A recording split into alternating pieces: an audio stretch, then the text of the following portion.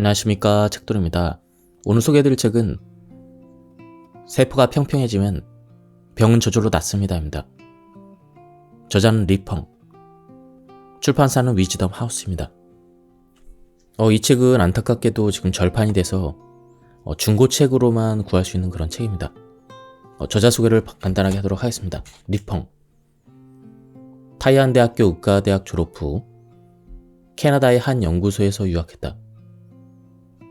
유학 도중 임파선암 선고를 받은 그녀는 얼마 후 타이완으로 돌아와 타이완 대학교 의과대학 교수 겸 병리학과 의사로 재직, 세포 병리를 연구하다가 현재는 리펑 병리센터 책임자로 활동 중이다.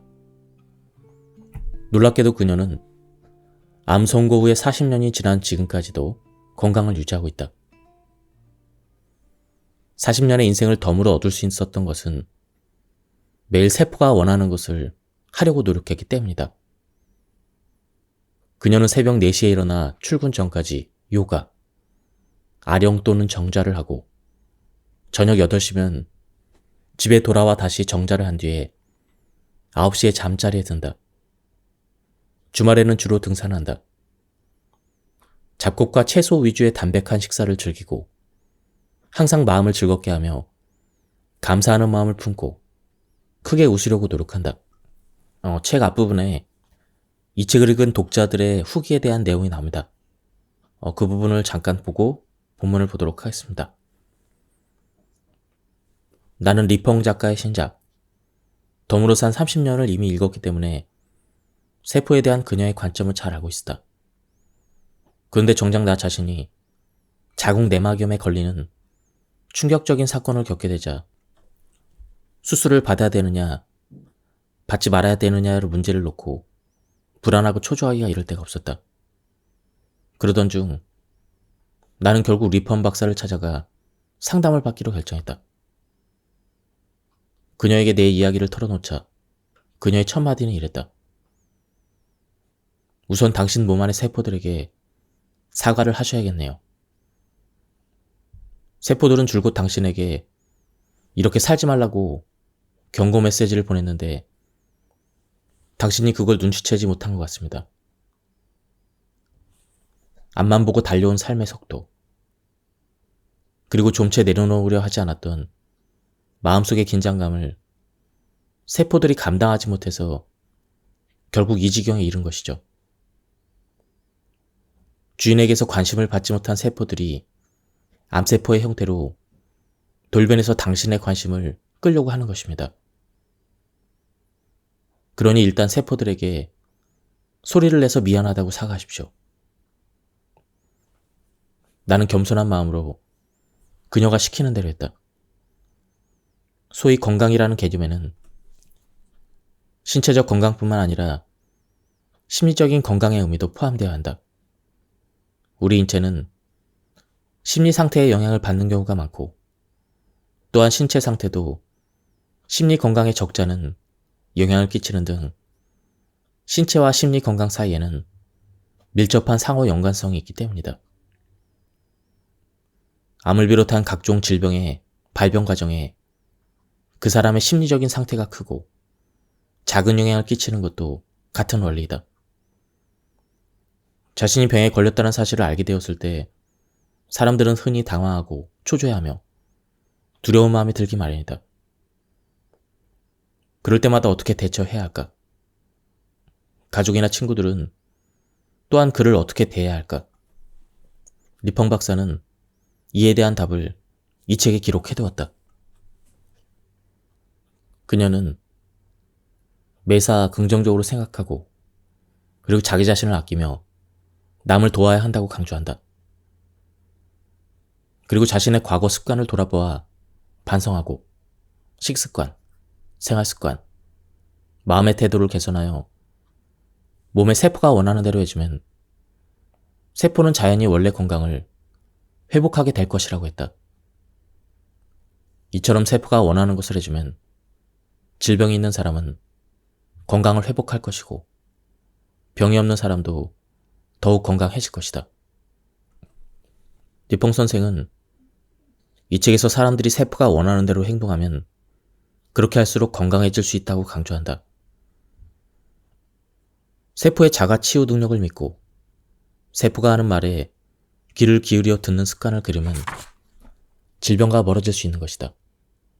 이를 위해서 그녀는 음식과 생명의 관계를 상세하게 분석한 뒤에 우리가 밟는 땅으로부터 우리의 몸, 그리고 마음에 이르기까지 어떤 자세를 취해야 되는지 알려주고 있다.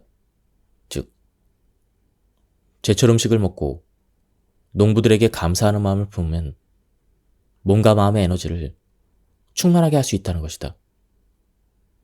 또한 이 책에서는 규칙적인 운동이 얼마나 중요한지에 대해서 언급하고 있다. 동태적인 운동이든 정태적인 운동이든 자신이 주동적으로 하는 운동이든 피동적으로 하는 운동이든 상관없이 모두 세포를 움직이게 한다는 점에서 매우 중요하다. 나의 아버지는 94세에 고령이 되기까지 평생 건강하게 사셨다. 늘 아버지가 생전에 입에 달고 사셨던 말이 있었다. 그것은 바로 살고 싶으면 운동해라 했다.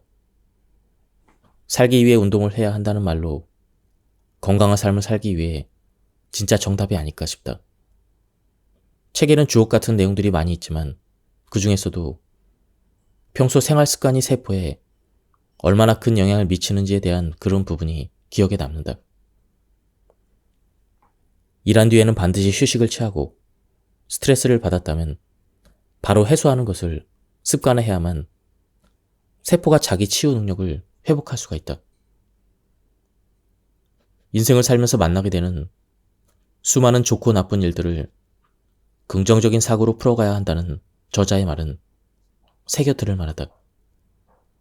특히 그녀가 화를 낸다는 것은 잘못은 남이 했는데 벌은 자신에게 주는 행위나 다름없다라고 하면서 남이 저지른 잘못 때문에 자기 자신을 벌할 필요가 없다고 한 부분은 내게 깊이 각인되어 오랫동안 내 삶에 영향을 끼치기도 했다. 음식을 조심하고 진심을 다해 소통하며 꾸준하게 운동하고 최선을 다해서 생활하라. 또한 마음 놓고 잠을 청하고 과로하지 않으며 마음을 편히 먹고 소박하게 산다면 건강한 삶은 자연스럽게 당신을 찾아와 문을 두드릴 것이다. 그럼 본격적으로 본문을 보도록 하겠습니다. 현미경으로 세포를 관찰해보면 그 세포가 건강한 것인지 아닌지 구분할 수가 있다. 건강한 세포는 둥글고 윤기가 넘치며 수분이 충분하여 활기찬 모습을 띠는 반면 건강하지 않은 세포는 흐물흐물하고 변형이 잘 되며 수분이 부족하고 활력이 없다. 건강한 사람과 그렇지 않은 사람은 얼굴만 봐도 금세 구분이 되는 것과 마찬가지다. 건강한 사람은 얼굴이 옹골지고 혈색이 좋고 윤기가 흐르며 얼굴 전체에 기쁨과 에너지가 넘치는 반면 건강하지 않은 사람은 얼굴이 경직되고 창백하며 우울한 모습을 보이기 때문이다. 몸 안의 세포를 잘 대해주지 않고 비정상적인 식습관을 고치지 않은 채 스트레스 속에 파묻혀 살면 세포 또한 나쁜 영향을 받아 힘든 나날을 보낼 수밖에 없다. 그러한 환경 속에서 세포를 현미경으로 관찰하면 세포가 정상적이지 않은 형태로 서서히 변형되는 것을 볼 수가 있다. 변형을 거듭하던 세포가 더 이상 견디지 못하게 되는 순간 바로 질병이 생기고 심할 때는 암으로 발전하기도 한다. 그러나 우리가 세포가 생존하게끔 스스로 체내 환경을 바꾼다면 아무리 나쁜 세포라 하더라도 좋은 세포로 변화할 가능성이 높아진다. 설사 세포 속의 유전자 코드가 이미 손상되었다 하더라도 우리 몸은 새로운 세포가 죽은 것들을 대체할 수 있는 능력을 충분히 가지고 있다. 중요하게 대표 경전으로 꼽는 황체내경을 읽고 나서 건강에 대한 시야가 트이는 느낌을 받았다. 이 책에서는 특히 사람이 건강하고 즐겁게 살려면 가장 먼저 인간 사이의 윤리관계를 제대로 정립한 다음 인간과 음식, 인간과 천지 간의 윤리 관계를 바로 세워야 한다고 강조한다. 다시 말해 천지를 존중하고 다른 사람과 음식을 존중하면 우리 몸의 세포는 이들과 화합하면서 건강하게 살 수 있다는 것이다. 질병은 고통을 견디다 못한 세포가 살려달라고 외치는 소리이다. 그래서 병이 나면 이것이 자신의 부주의 때문에 생긴 것인지 아닌지를 파악하고 그간의 태도를 돌이켜 자신이 세포를 어떻게 대해왔는지 반성해야 한다. 그리고 우리의 성실하고 충성스러운 파트너인 세포가 자기 치유 능력을 발휘해서 몸을 원래 상태로 회복하게끔 최적의 환경을 만들어줘야 한다. 그렇다면 세포가 고통을 당하고 있는지를 사전에 파악하려면 어떻게 해야 할까? 세포의 반응에 민감해지도록 감각을 훈련해야 한다. 스스로 감각이 둔하다고 생각하는 사람도 얼마든지 훈련을 통해 섬세한 감각을 키울 수가 있다. 세포의 반응에 민감해질 수 있는 감각을 키우기 위해서는 구체적으로 어떻게 해야 할까? 우선 마음을 편하게 먹고 정신을 집중하여 정자한 상태에서 세포가 나에게 무슨 신호를 보내는지 귀를 기울인다. 이때 가장 먼저 느끼는 감각은 내 몸 어딘가에 미미하게 느껴지는 통증, 답답한 느낌, 그보다 경미한 수준의 불편한 느낌일 것이다. 신기한 것은 평소에 돌아다닐 때는 아무 이상이 없었는데 몸과 마음의 힘을 빼고 정좌하기 시작하면 위에서 말한 감각들이 되살아난다는 것이다. 그리고 오래 정좌할수록 힘을 많이 빼고 집중할수록 이런 감각들은 더욱 선명해진다. 이는 평소 정신이 밖으로 분산되어 주변 환경에 신경을 쓰느라 몸 안의 세포들이 구해달라고 외치는 소리를 듣지 못하다가 정자를 하면서 흩어졌던 정신이 자기 안으로 집중됐기 때문이다. 중의학에서는 통즉불통, 통즉불통이라면 말이 있다. 즉, 통하면 아프지 않고 아프면 통하지 않는다라는 것이다.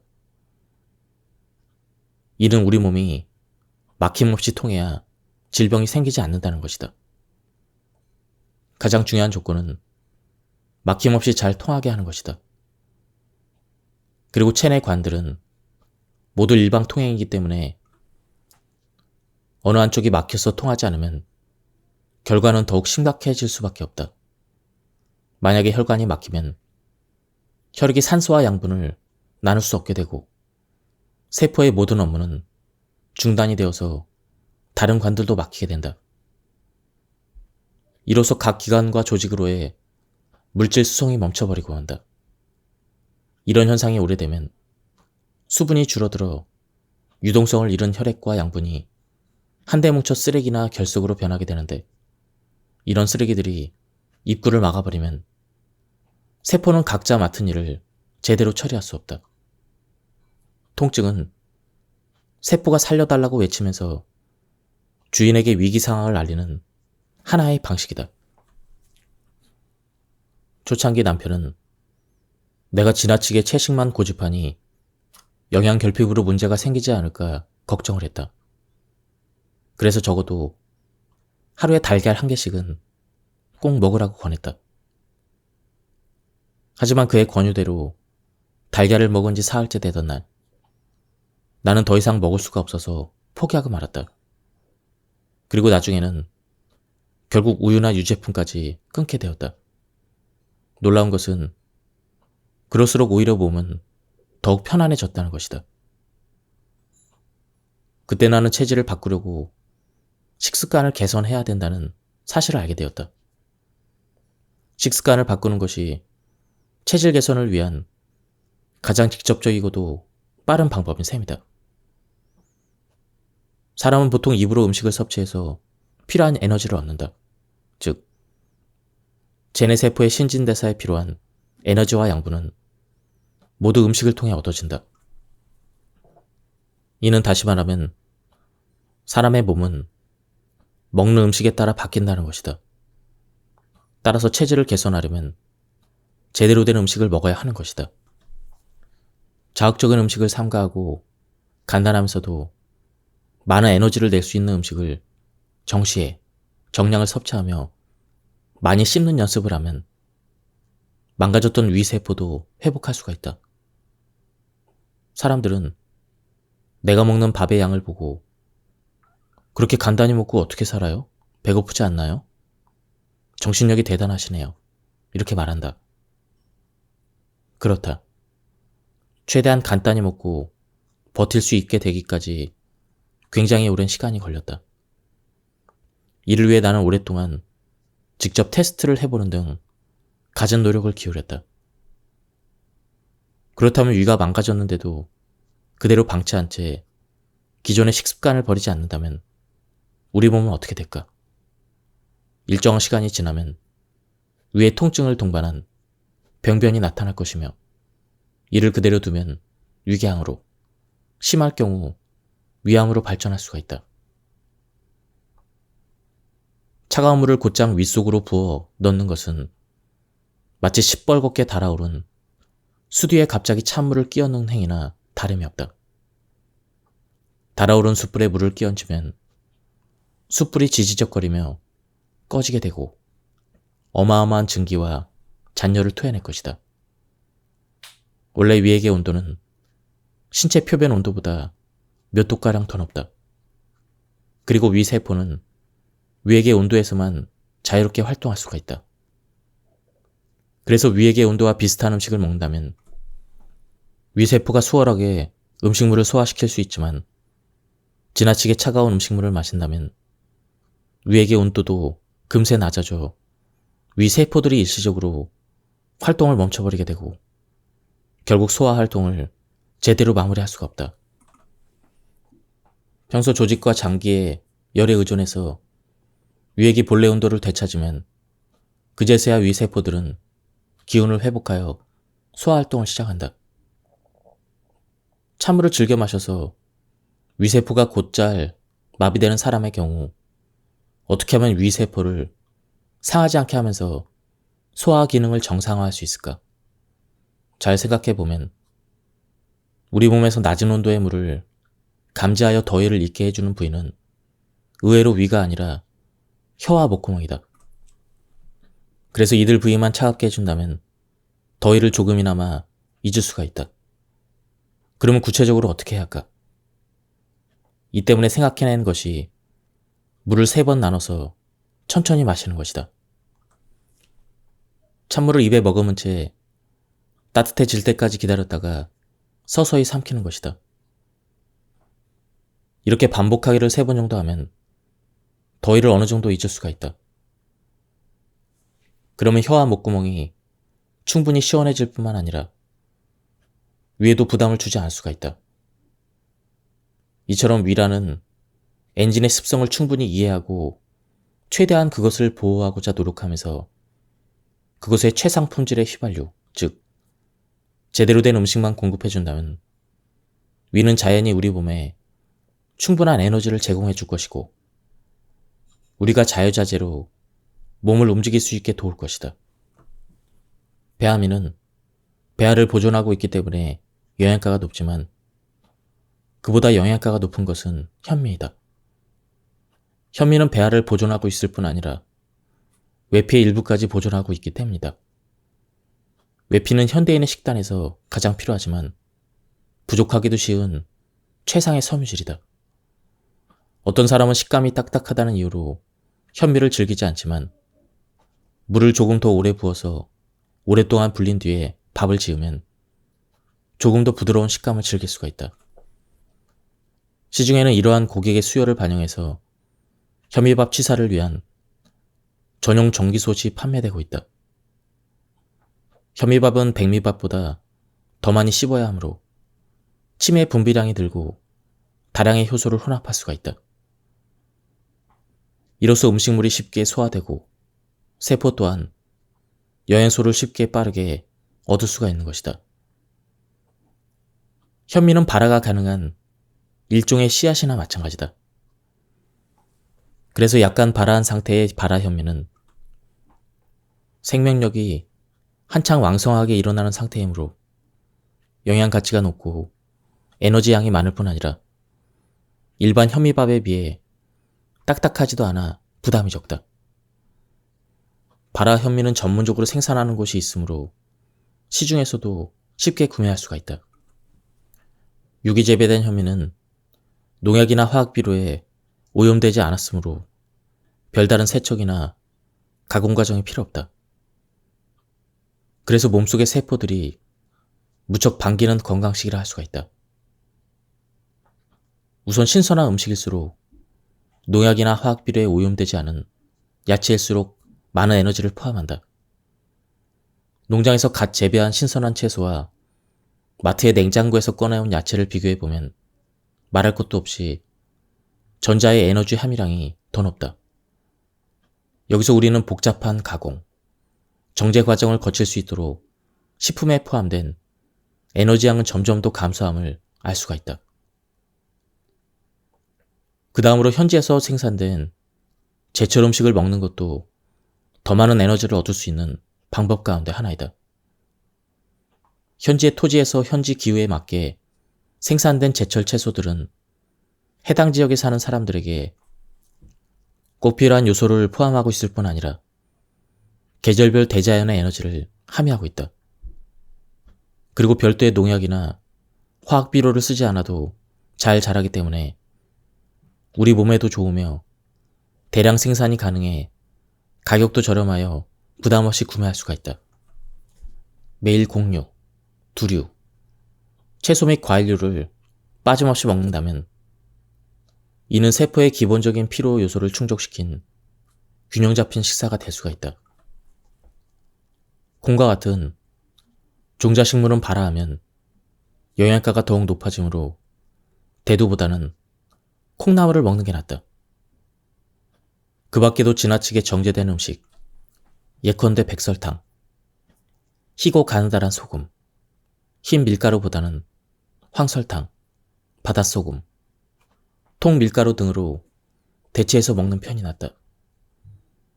지나치게 정제된 식품들은 가공 과정에서 영양가가 손실되거나 불필요하고 인위적인 화학물질이 첨가되었을 가능성이 높기 때문이다. 식당에서 밥을 먹는 것이 꺼려지는 이유는 주방에서 조리할 때 지나치게 많은 조미료를 사용하기 때문이다. 그러면 체내에 나트륨이 많이 쌓이게 되고 칼륨이 상대적으로 부족해져서 세포의 활동에 부정적인 영향을 끼칠 수가 있다. 그래서 나는 식당마다 입구에 우리 식당은 조미료를 사용하지 않습니다. 이런 표시판을 달아주었으면 좋겠다는 생각을 가끔 한다. 그리고 혈액은 약 염기성을 띠므로 약 산성을 띤 고기를 먹으면 위장이 이를 완전히 분해해 흡수하지 못한다. 남은 고기는 장 안에서 부패하여 독소를 만들어내는데 이렇게 되면 세포가 부담을 느낄 수밖에 없다. 게다가 산성화된 혈액을 중화하려면 골격이나 뼈에서 다량의 칼슘을 가져와야 하는데 이는 세포의 에너지 소모량을 늘릴 뿐 아니라 골밀도를 떨어뜨리는 원인이 되기도 한다. 내 몸이 이렇게까지 회복될 수 있었던 결정적인 비결은 어디에 있을까? 정확하게 말하자면 등산으로 혈액순환이 좋아졌기 때문이다. 오래전에 인류는 생존을 위해 사냥과 어록, 경작 활동에 뛰어들었고 고되게 노동을 해야만 먹고 사는 문제를 해결할 수가 있었다. 이 때문에 인류의 몸과 체내 각종 장기 그리고 기관은 강도 높은 노동을 감당할 만한 능력을 갖추고 있었다. 다시 말해 당시 인류가 음식을 섭취하여 얻은 대부분의 에너지는 중노동을 감당하느라 쉴 새 없이 움직이는 손과 발, 기타 근육의 활동에 남김없이 소비되었다. 이처럼 에너지가 남김없이 선순환한 덕에 당시 사람들은 현대인에 비해서 혈액순환이 훨씬 잘 되었다. 그러나 시간이 지나면서 사람들의 삶은 과거와는 점차 다른 양상으로 변모했다. 많은 업무가 기계화되었을 뿐 아니라 먼 곳을 갈 때는 탈 것을 이용하고 계단도 직접 오르내릴 필요 없이 에스컬레이터를 이용하는 세상이 된 것이다. 노동의 강도가 줄수록 우리 몸속 기관, 조직도 서서히 위축되는데 그 중에서도 근육 축소와 혈액순환 저하가 가장 심각한 문제로 떠오르고 있다. 높은 강도의 노동을 하는 사람은 평소 사용하는 혈관이 많기 때문에 혈액순환이 왕성하게 이루어진다. 특히 노동과 관계된 손과 발의 근육에 혈액순환이 좋다. 반면에 움직임이 적은 사람은 활동하는 혈관 수가 비교적 적고 대부분 혈관이 막혀 있어서 혈액순환이 원활하지 못하며 이 때문에 겨울철이 되면 손발이 차가워진다. 혈관은 사람이 다니는 도로와 같다. 도로에 사람과 차량의 통행이 빈번하지 않으면 쉽게 쓰레기가 쌓이고 노점이나 불법 건물이 들어서서 결국 그 누구도 다닐 수 없는 길이 되고 만다. 혈관도 도로와 마찬가지로 피가 순환하지 않으면 막혀서 통하지 않게 되고 이로써 혈관의 기능을 상실하게 된다. 운동량이 부족하면 혈액순환이 나빠져서 몸속에 노폐물을 배출하기 어렵고 그러다 보면 식욕이 떨어지며 불면증에 시달릴 수도 있다. 등산이 아무리 몸에 좋다고 하지만 무릎 관절이 약한 사람은 자신의 상태를 고려하여 등산의 빈도와 강조를 조절해야 한다. 무릎이 좋지 않은 상황에서 무리하게 등산을 하면 지나친 압력이 가해지면서 무릎이 손상될 수 있기 때문이다. 특히 하산 과정에서 경사진길을 내려갈 때는 무릎에 더 큰 하중이 실리므로 주의해야 한다. 이런 사람들은 등산보다는 평지를 걷는 것이 좋다. 걷기는 부작용이 거의 없어 누구나 즐길 수 있는 운동이다. 따라서 질병을 앓고 있는 환자도 시작할 수 있으며 걷는 시간을 조금씩 꾸준히 늘리면 그에 따라 운동 효과도 커진다. 나도 운동하기로 마음먹은 후 가장 먼저 시작한 운동이 바로 걷기였다. 걷기 시작한 지 15분 정도 지나면 몸속의 기관과 조직이 운동 효과를 보기 시작한다. 걷는 동안 근육, 특히 다리 근육이 수축 이완 운동을 하게 되는데 그 과정에서 근육 속의 혈관도 덩달아 수축과 이완을 반복하면서 혈관과 연결된 심장의 운동도 활발해진다. 그러면 혈액순환이 증가하고 노폐물이 빠르게 배출될 수가 있다. 또한 걷기는 특별한 도구나 기술, 비용, 운동 장소가 필요한 운동이 아니어서 언제 어디서나 하고 싶을 때 자유롭게 즐길 수가 있다. 걸으면 우리 몸과 마음이 편해지고 긴장감과 스트레스를 해소할 수 있으며 특히 걷기가 습관화된 다음부터는 스트레스와 관계된 위통, 요통, 두통, 설사 등의 질병이 개선되는 효과도 볼 수가 있다. 예민한 감각을 자랑하는 한 제자가 있었다. 그는 과거 어느 수영장에서 수영을 하고 돌아왔는데 3일이 지나도록 몸에서 염소 냄새가 가시지 않았다는 이야기를 해준 적이 있다. 수영장을 소독하기 위해 사용하는 염소 성분은 한번 몸에 묻으면 깨끗하게 씻어내는 게 여간 어려운 일이 아닌데 그것이 피부에 남아있으면 체내로 스며들어가 건강을 위협함으로 주의해야 한다. 그리고 수영할 때 주의해야 되는 또 다른 사항은 수온이 지나치게 낮아서는 안 된다는 것이다.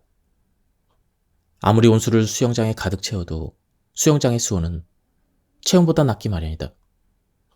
그러므로 충분히 준비 운동을 하지 않거나 고도의 수영 기술이 없는 사람은 물속에 들어간 뒤에 아주 오랫동안 몸을 바쁘게 움직여야만 입수 전의 체온과 정상적인 혈액순환 상태를 회복할 수가 있다. 몸과 마음이 편한 운동부터 시작하자. 가장 먼저 운동의 유형을 신중하게 선택하는 것이 중요하다.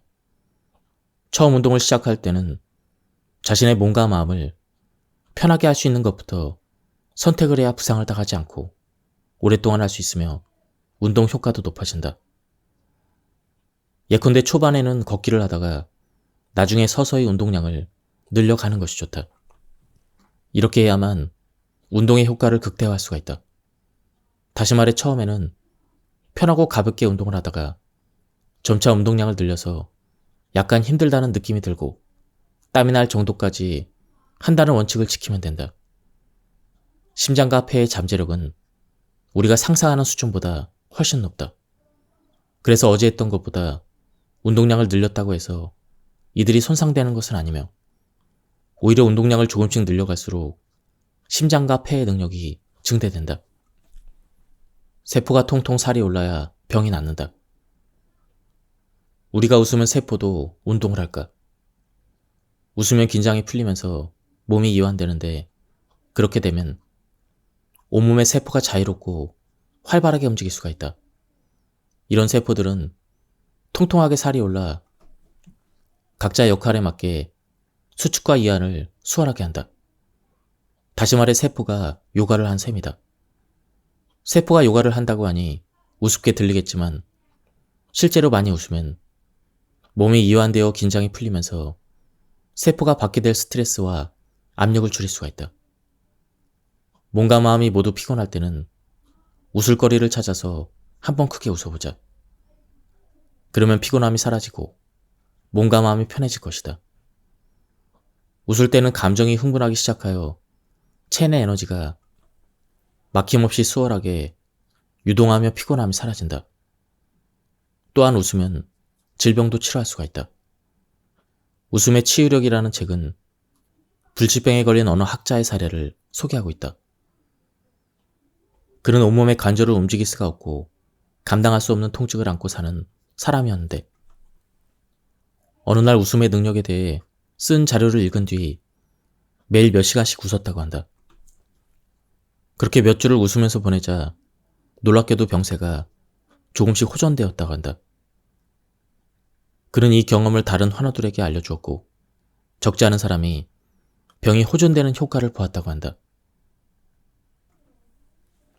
한 번은 어떤 여성 환자가 미간을 깊게 찌푸린 채 나를 찾아왔다. 그녀의 찌푸린 모습을 본 나는 그녀를 모시고 온 딸에게 물어보았다. 어머니께서 간지럼을 많이 타시니? 예, 간지럼 많이 타세요. 그러면 이제부터 어머니가 주무시기 전에 침대에 누워 계실 때 간지럼을 태워드려 보렴. 얼마 후 어머니는 간지럼 태우는 딸 덕분에 매일 크게 웃을 수 있었고 그 때문에 울적했던 마음은 기쁨을 회복하고 미간의 주름도 펴지게 되었다. 이처럼 우울증, 조울증, 신경기능 장애를 가진 사람들이 매일 크게 웃는 연습을 하면 병세를 크게 완화할 수가 있다. 어째서 웃으면은 이렇게 신비한 힘이 있을까? 웃을 때 사람의 뇌는 기분을 좋게 하는 엔돌핀이라는 물질을 분비하는데 이것이 분비되면 우리 몸은 긴장이 풀리고 각 기관이 제 기능을 회복해 세포들이 자유자재로 움직일 수 있게 된다. 그러면 몸에 병이 생겨도 세포의 자가치유 능력이 최대한 발휘되어 병이 치료되는 것이다. 경락이 막혔을 때 통하게 해주면 혈액순환이 좋아지는데 이를 위한 구체적인 방법으로 선조들은 괄사, 즉 손이나 도구를 이용해서 환부를 긁어 몸 안의 염증을 제거하는 치료법, 부항, 안마, 지압, 두드리기, 쑥뜸, 죽욕 등의 방법을 전해주었다. 여기서 내가 가장 먼저 배운 것이 바로 괄사와 부항이다. 피부의 모세 혈관과 모공을 확장해서 기혈을 통하게 한 뒤에 여러 가지 간접적인 방식, 예컨대 부항기의 부합을 이용해 모세혈관의 갈라진 틈새로 혈관 내에 막혀있는 이물질들을 끄집어내는 방법 등을 사용한다. 이렇게 하면 막혔던 경락이 통하면서 혈액순환이 서서히 좋아진다. 과거에 혈액순환이 좋지 않았던 사람이 괄사나 부항을 하면 피부 통증이 심하고 균을 추출하거나 부항을 뜬 자리가 자줏빛으로 변하는 등 피부가 회복하는 시간이 길어질 수가 있다. 그러나 한번 괄사를 마치거나 부항기를 뗀 다음부터는 더 이상 아프지 않게 된다. 그리고 부항을 뜬 부위와 추출된 액체의 색깔을 보면 그 부위에 병변이 있는지도 판단할 수가 있다. 특정 부위의 색깔이 다른 곳에 비해 진하다면 해당 부위와 관련된 장기의 혈액순환이 원활하지 않은 것이고 어쩌면 특정 병변이 생겼을 가능성도 있다. 어쨌든 모든 괄사나 부항을 끝내고 나면 이내 몸이 가벼워지고 편안해짐을 느낄 수가 있을 것이다. 나는 여름에 등산해서 땀을 많이 흘렸는데도 열이 가시지 않으면 부항을 뜬다. 이러한 현상을 중의학에서는 중서라고 한다. 땀 배출이 원활하지 않아 더운 기운이 빠져나가지 않는 등 혈액순환이 좋지 않은 사람에게 잘 나타나는 증세이다. 이럴 때는 부항을 떠서 노폐물들을 뽑아낸 다음 따뜻한 물 한 잔을 마시면 증세가 완화된다. 다행히 땀 배출이 안 되던 나의 증상은 하루가 다르게 나아져서 얼마 지나지 않아 부항기를 사용하지 않아도 될 만큼 회복되었다. 위에서 언급한 방법 외에 또 다른 방법 중 하나가 두드리기이다. 나는 오래전부터 온몸을 두드리거나 일부 부위만 두드려도 이것이 건강 유지에 도움이 된다는 사실을 알고 있었다. 몸을 두드려 줌으로써 피부의 모세혈관을 자극하여 혈액순환을 촉진할 수 있기 때문이다. 혈액순환이 원활해지면 건강에 유익하다는 사실은 누구나 알고 있다. 선조들은 통증 불통이라는 말을 자주 했다. 기혈이 통하면 아프지 않다는 뜻인데 다시 말해 아프면 통하지 않기 때문이라는 것이다. 경락이 지나가는 부위가 막히면 기가 통하지 않으므로 혈액순환에 문제가 생기고 이에 따라 세포가 통증이라는 방식으로 주인에게 경고 메시지를 전달하는 것이다. 나는 생리통을 겪는 많은 제자들에게 복부 주변을 두드리라고 권한다. 이렇게 지속적으로 복부 주위를 두드리면 생리통이 조금 완화된다. 그러나 손으로 두드리면 손이 아파서 오래 하지 못하므로 다음에도 더 하고 싶은 마음이 들지 않는다. 깊은 부위에 효과적으로 자극을 전달하려면 두드리는 도구를 적절히 활용해야 한다. 상점에 가면 두드리는 데 사용할 만한 도구들이 많이 나와 있어서 나도 이것저것 사용해봤다. 지금까지 사용해본 것 중 가장 효과적인 도구는 대두를 천에 담아 봉합해서 만든 대두 막대기이다. 대두 막대기는 집에서도 쉽게 만들 수 있는데 우선 질긴 천을 길이 30cm 정도의 얇은 원통형으로 꿰맨 뒤에 그 안에 대두를 채워놓고 입구를 봉합하면 된다. 대두 막대기는 탄력성이 있어서 힘을 많이 주지 않아도 피부 아래 깊은 조직까지 자극이 전달되어 두드리는 효과를 극대화할 수가 있다. 그러나 피부 질환이나 정맥류 같은 혈관 이상 증세가 있다면 병수에 직접적인 충격을 줘서는 안 되며 주변 피부 혹은 병소의 반대편 팔다리로부터 시작해서 서서히 병소로 근접해 들어가며 두드려 주는 것이 좋다. 그러면 몸 전체 혈액순환이 개선되어 병세가 완화될 수가 있다. 두드리는 방법은 무척 간단하다. 통증이 있거나 불편한 부위를 적절히 두드리면 된다. 빠르게 효과를 보려면 좀 더 세게 두드리고 아플 것 같아 두렵다면 가볍게 두드리면 된다. 가슴 부위는 내부의 폐를 감싸고 있어서 위험하므로 손을 가볍게 오므려 쥔 채 두드리면 된다. 등 허리 부위도 내부에 장기가 있으므로 손을 이용해서 가볍게 두드려준다. 팔, 다리, 어깨 등은 근육이 많은 부위이므로 대두 막대기와 같이 도구를 사용해서 두드리면 된다. 스스로 두드리면 그 세기를 조절할 수 있으므로 문제가 생기지 않는다. 예컨대 아침 5시부터 7시까지는 대장의 기혈이 충만해지는 시기이므로 이 시간대에 대변을 봐야 전날 쌓인 노폐물을 깨끗하게 비워낼 수가 있다. 만일 이 시간대에 대변을 보지 않으면 장 속에 쌓여 숙변이 되거나 세균이나 독소가 번식하여 건강에 악영향을 미칠 수가 있다. 또한 아침 7시에서 9시 사이는 위의 기혈이 충만해지는 시기여서 무엇을 먹어도 소화가 잘 된다. 그러나 오후 3시부터는 위장의 기혈이 부족해지므로 음식을 먹어도 흡수가 잘 안 된다. 아침은 든든하게, 점심은 배부르게, 저녁은 적게 먹어라 라고 하는 것도 다 이런 이유에서이다. 실제로 아침 식사와 점심 식사를 든든히 하면 낮 활동에 필요한 에너지를 쉽게 얻을 수 있는 반면 저녁에는 과식을 하면 자기 전에 몸에 부담을 줄 수 있으므로 적게 먹는 것이 좋다. 그런데 이와는 반대로 현대인들은 아침을 조금만 먹거나 아예 건너뛰고 저녁 식사를 성대하고 배불리 먹는 경우가 있다. 그렇게 되면 위장에 쌓인 음식물이 제대로 소화 흡수되지 않은 채 노폐물이 되어 숙변으로 쌓이는데 이것이 오래되면 질병으로 발전한다. 세포가 일을 잘하는 시간은 따로 있다. 밤 11시부터 새벽 3시 사이는 간과 쓸개의 기혈이 가장 충만할 때이다.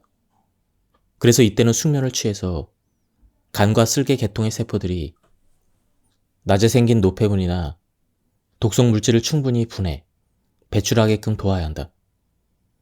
또한 이때는 조혈 작업이 이루어지는 시간대여서 혈액 세포의 손실률이 높아진다. 그렇다고 새로운 세포를 만들어 보충하기도 어려우므로 이때는 숙면을 취해야만 세포가 자신이 맡은 일에 집중할 수가 있다. 일찍 자고 일찍 일어나면 건강에 좋다. 이는 선조들이 전해준 건강 상식이자 지혜이지만 이와 반대로 생활하는 현대인이 적지 않다. 전등이 발명된 이후부터 사람들은 점차 늦게 자는 습관이 생기기 시작했고 텔레비전이 보급되면서부터는 취침 시간이 더욱 늦어졌다. 인터넷 채팅과 인터넷 게임이 성행한 다음부터는 학생들과 어린아이까지 늦게 자는 습관이 되었다. 자야 할 시간에 자지 않으면 모든 기혈이 대뇌, 눈, 손, 발 등으로 몰려 간과 쓸개를 포함한 조혈 시스템의 작업이 순조롭게 이루어지지 않는다.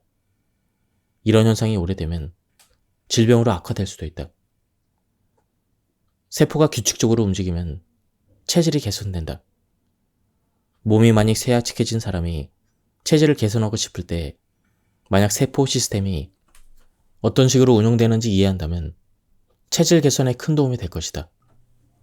밥 먹고 잠자는 시간과 방식을 세포 세계가 원하는 원칙에 맞게 개선하면 세포는 서서히 긍정적인 신호들을 보내올 것이다.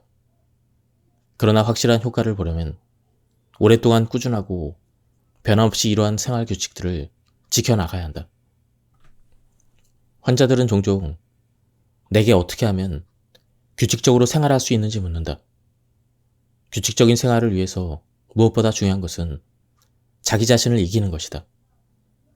그리고 세포 세계의 운영 원리를 이해하고 세포를 존중하는 것도 중요하다. 그래서 세포를 존중하라고 신신당부를 한 다음에야 사람들은 비로소 세포를 존중하기 시작한다. 나는 일과 휴식 간의 균형을 유지하며 규칙적으로 생활해왔다. 매일 새벽 4시에 일어나서 먼저 물 한 잔을 마신 뒤에 아침 식사를 준비한다. 뒤이어 대변을 보고 싶다는 신호가 오면 화장실에 들러 대변을 보고 그런 다음에는 두드러기, nap근, 요가, 아령 등의 운동을 시작한다. 이 모든 게 끝나면 정자를 한 뒤 아침을 먹고 8시가 되면 출근을 한다. 주말이면 다른 운동은 하지 않고 정자만 한 뒤에 아침을 먹는다. 그리고 6시가 채 안 되어 등산하러 집을 떠난다. 매일 저녁 8시 대부분 직장인이 사무실에서 야근을 할 때 나는 이미 정자를 시작하고 9시면 잠잘 준비를 한다. 그 밖에도 나는 담백한 식사를 즐긴다. 점심 식사도 직접 준비하는데 보통 현미밥과 채소 위주이다. 약간의 밥과 반찬을 곁들인 작은 도시락도 별도로 준비하는데 이는 저녁 식사이다. 이렇게 해서 나는 절대 과식을 하지 않는다. 내 몸에 가장 적당하고 편한 식사량을 고집할 뿐 그 이상은 먹지 않는다. 우리 집에는 텔레비전이 없다. 시대에 뒤떨어졌다고 생각할 수 있겠지만 이것이야말로 불필요한 유혹으로부터 벗어날 수 있는 가장 좋은 방법이라 생각한다. 고기류 음식은 장 건강을 파괴하는 최대적이다. 그래서 섬유질이 많은 채소를 먹지 않고 육식을 지나치게 자주 즐기면 변이 장내에 쌓이는데 이를 배출하기 위해 장벽이 심하게 운동하면서 장벽이 서서히 딱딱해지고 두꺼워질 수가 있다. 장벽이 두꺼워지면 장의 내부 공간이 좁아져 내압이 높아진다. 또한 동물성 음식을 자주 섭취하면 장 주변의 지방층이 두꺼워지는데, 그러면 장내 공간이 더욱 협착해져 변이 지나갈 통로가 더욱 좁아지고, 이 때문에 숙변이 생긴다. 이렇게 숙변이 생기면 변이 장벽에 달라붙거나 장 점막 주름 사이에 끼고, 심지어 변형된 잔 점막이 만들어낸 주머지 모양의 구조 속에 막히게 된다. 이러한 숙변은 독소를 만들어내고 세균을 자생하게 하여 장에 자극을 줄 수 있는데, 이러면 어찌 장에 병이 생기지 않겠는가? 어떤 이는 매일 변을 본다고 하는데, 그러면 제대로 노폐물이 배출될 수 있을까? 자신의 장 활동에 100점 만점에서 얼마의 점수를 주겠는가? 매일 아침 당신은 잠에서 깨자마자 물을 마시든지 마시지 않든지 조금만 지나면 대변을 보고 싶은 생각으로 화장실을 가는가? 그리고 변을 보고 난 뒤에 배가 편안하고 가벼워지며 깔끔하게 해결됐다는 느낌을 받는가? 대변의 색깔이 누렇고 소세지처럼 덩어리가 흩어지지 않은 채 머리와 꼬리 부분이 뾰족하고 중간이 통통하며 물 위에 살짝 뜰 정도로 가벼워 보이는가? 그리고 그 변이 변기에 묻어나지 않고 냄새가 없으며 항문을 닦아도 휴지의 변이 거의 묻어나지 않는가? 그러면 당신의 장은 건강한 상태일 가능성이 높다. 식습관을 개선하는 것 외에도 장 건강을 지킬 방법은 많이 있다. 예컨대 배를 따뜻하게 하고 배꼽을 드러내는 옷을 입지 않는다거나, 손바닥으로 배를 문지르고 체조나 요가, 정좌, 좌욕을 하며 뜸을 뜨는 등의 활동은 모두 뱃속 기혈을 증대시켜 세포의 자가 치유 능력을 높일 수 있는 방법이다. 지금까지 이 책에 대한 리뷰를 모두 마쳤습니다. 이 책은 안타깝게도 지금은 절판이 돼서 중고책으로밖에 구할 수가 없는 책이었습니다. 다음에 시간이 될 때 뒷부분에 다른 좋은 내용들도 소개해드리도록 하겠습니다. 예, 여기서 리뷰를 마치도록 하겠습니다. 감사합니다. 안녕하십니까, 책돌입니다. 오늘 소개해드릴 책은 세포가 평평해지면 병은 저절로 낫습니다입니다. 저자는 리펑, 출판사는 위즈덤 하우스입니다. 이 책은 안타깝게도 지금 절판이 돼서 중고책으로만 구할 수 있는 그런 책입니다. 저자 소개를 간단하게 하도록 하겠습니다. 리펑, 타이완 대학교 의과대학 졸업 후 캐나다의 한 연구소에서 유학했다. 유학 도중 임파선암 선고를 받은 그녀는 얼마 후 타이완으로 돌아와 타이완 대학교 의과대학 교수 겸 병리학과 의사로 재직, 세포 병리를 연구하다가 현재는 리펑 병리센터 책임자로 활동 중이다. 놀랍게도 그녀는 암 선고 후에 40년이 지난 지금까지도 건강을 유지하고 있다. 40년의 인생을 덤으로 얻을 수 있었던 것은 매일 세포가 원하는 것을 하려고 노력했기 때문이다. 그녀는 새벽 4시에 일어나 출근 전까지 요가, 아령 또는 정자를 하고, 저녁 8시면 집에 돌아와 다시 정자를 한 뒤에 9시에 잠자리에 든다. 주말에는 주로 등산한다. 잡곡과 채소 위주의 담백한 식사를 즐기고, 항상 마음을 즐겁게 하며 감사하는 마음을 품고 크게 웃으려고 노력한다. 책 앞부분에 이 책을 읽은 독자들의 후기에 대한 내용이 나옵니다. 그 부분을 잠깐 보고 본문을 보도록 하겠습니다. 나는 리펑 작가의 신작, 덤으로 산 30년을 이미 읽었기 때문에 세포에 대한 그녀의 관점을 잘 알고 있었다. 그런데 정작 나 자신이 자궁 내막염에 걸리는 충격적인 사건을 겪게 되자 수술을 받아야 되느냐, 받지 말아야 되느냐를 문제를 놓고 불안하고 초조하기가 이를 데가 없었다. 그러던 중 나는 결국 리펑 박사를 찾아가 상담을 받기로 결정했다. 그녀에게 내 이야기를 털어놓자 그녀의 첫 마디는 이랬다. 우선 당신 몸 안의 세포들에게 사과를 하셔야겠네요. 세포들은 줄곧 당신에게 이렇게 살지 말라고 경고 메시지를 보냈는데 당신이 그걸 눈치채지 못한 것 같습니다. 앞만 보고 달려온 삶의 속도, 그리고 좀채 내려놓으려 하지 않았던 마음속의 긴장감을 세포들이 감당하지 못해서 결국 이 지경에 이른 것이죠. 주인에게서 관심을 받지 못한 세포들이 암세포의 형태로 돌변해서 당신의 관심을 끌려고 하는 것입니다. 그러니 일단 세포들에게 소리를 내서 미안하다고 사과하십시오. 나는 겸손한 마음으로 그녀가 시키는 대로 했다. 소위 건강이라는 개념에는 신체적 건강뿐만 아니라 심리적인 건강의 의미도 포함되어야 한다. 우리 인체는 심리 상태에 영향을 받는 경우가 많고, 또한 신체 상태도 심리 건강의 적자는 영향을 끼치는 등 신체와 심리 건강 사이에는 밀접한 상호 연관성이 있기 때문이다. 암을 비롯한 각종 질병의 발병 과정에 그 사람의 심리적인 상태가 크고 작은 영향을 끼치는 것도 같은 원리이다. 자신이 병에 걸렸다는 사실을 알게 되었을 때 사람들은 흔히 당황하고 초조해하며 두려운 마음이 들기 마련이다. 그럴 때마다 어떻게 대처해야 할까? 가족이나 친구들은 또한 그를 어떻게 대해야 할까? 리펑 박사는 이에 대한 답을 이 책에 기록해두었다. 그녀는 매사 긍정적으로 생각하고 그리고 자기 자신을 아끼며 남을 도와야 한다고 강조한다. 그리고 자신의 과거 습관을 돌아보아 반성하고 식습관, 생활습관, 마음의 태도를 개선하여 몸의 세포가 원하는 대로 해주면 세포는 자연히 원래 건강을 회복하게 될 것이라고 했다. 이처럼 세포가 원하는 것을 해주면 질병이 있는 사람은 건강을 회복할 것이고 병이 없는 사람도 더욱 건강해질 것이다. 리펑 선생은 이 책에서 사람들이 세포가 원하는 대로 행동하면 그렇게 할수록 건강해질 수 있다고 강조한다.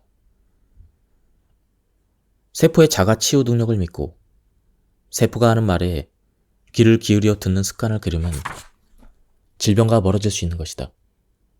이를 위해서 그녀는 음식과 생명의 관계를 상세하게 분석한 뒤에 우리가 밟는 땅으로부터 우리의 몸, 그리고 마음에 이르기까지 어떤 자세를 취해야 되는지 알려주고 있다. 즉, 제철 음식을 먹고 농부들에게 감사하는 마음을 품으면 몸과 마음의 에너지를 충만하게 할 수 있다는 것이다. 또한 이 책에서는 규칙적인 운동이 얼마나 중요한지에 대해서 언급하고 있다.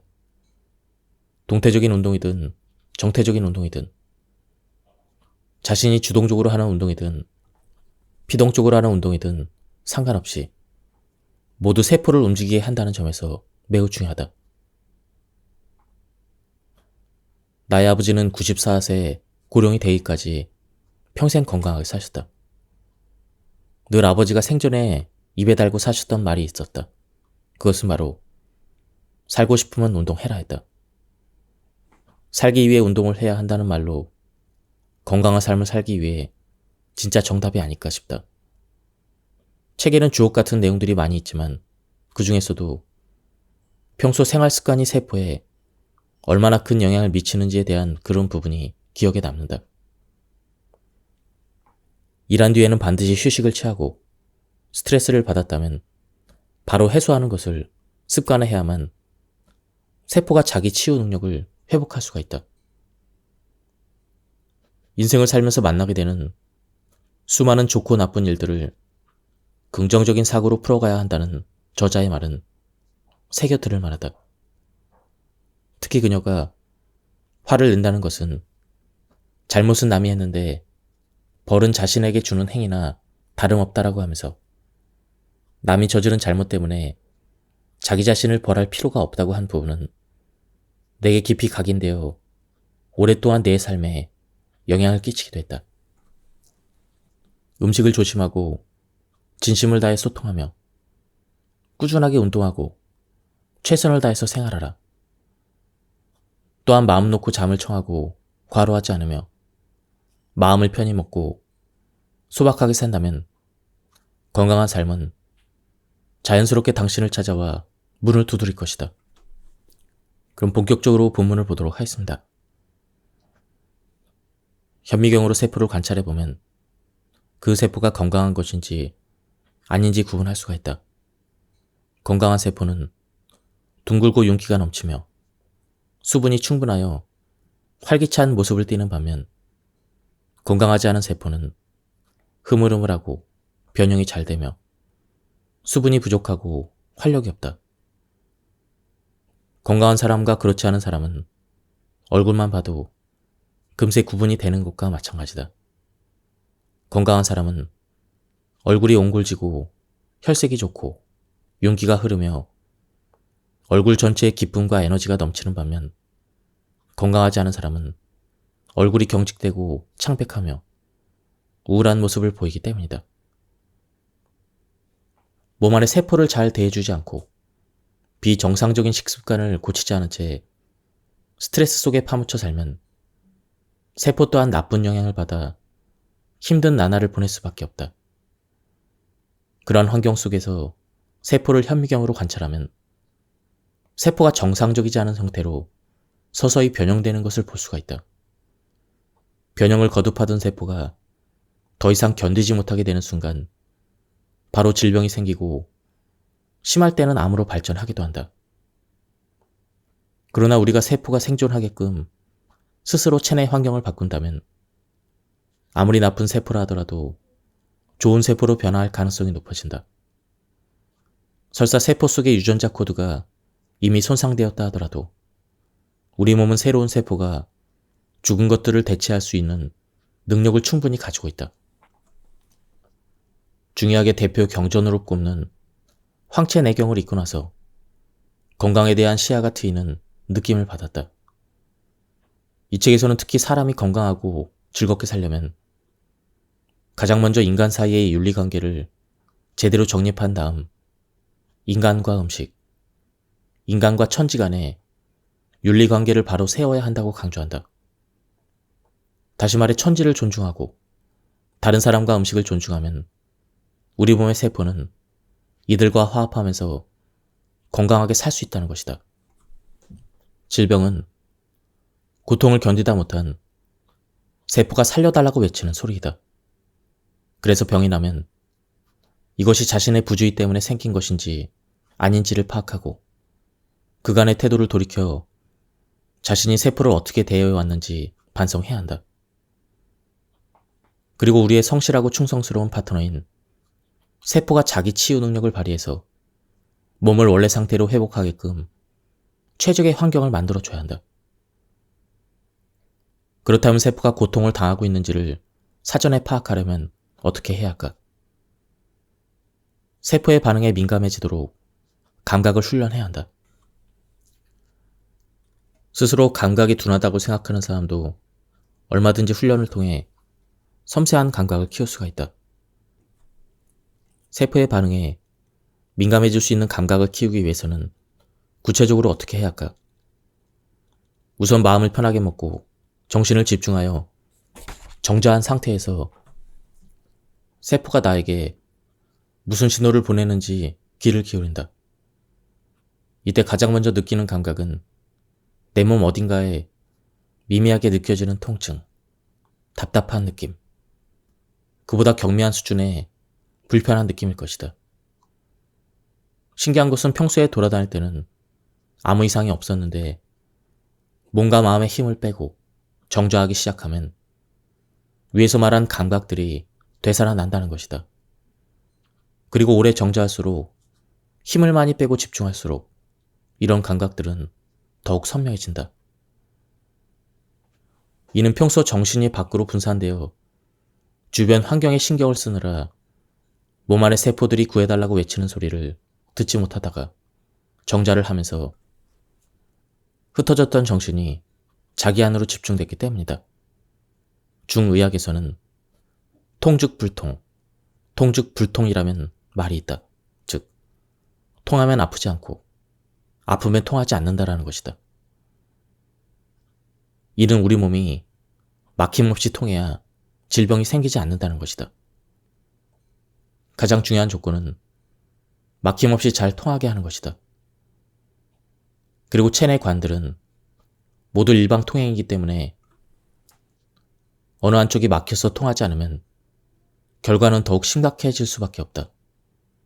만약에 혈관이 막히면 혈액이 산소와 양분을 나눌 수 없게 되고 세포의 모든 업무는 중단이 되어서 다른 관들도 막히게 된다.